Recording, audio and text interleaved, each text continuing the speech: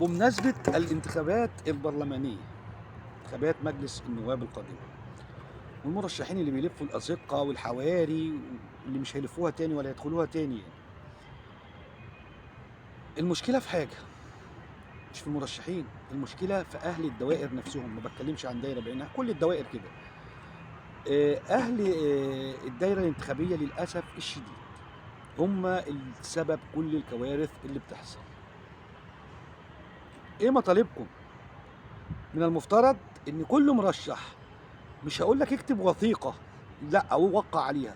وثيقتك المفروض اللي بيطلع من شفايفك والناس بتحسه، تتعهد ان اهل دايرتك يشربوا ميه نظيفة، يتعالجوا في مستشفيات الدولة زيهم زي اي حد وباحترام كامل، يدخلوا القسم يلاقوا حد يحترمهم، تعليم يلاقوا تعليم محترم للكل. للأسف الشديد هتقدر تحقق عدالة لأهل الدايرة؟ ليك كل تعظيم سلام، سنين واحنا بندور على كده. مش محتاجين بقى تواريخ، مش محتاجين مال، مش محتاجين القصص دي كلها.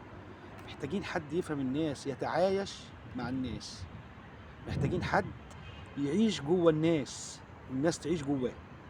ده المرشح الحقيقي، ده النائب الحقيقي. غير كده مفيش.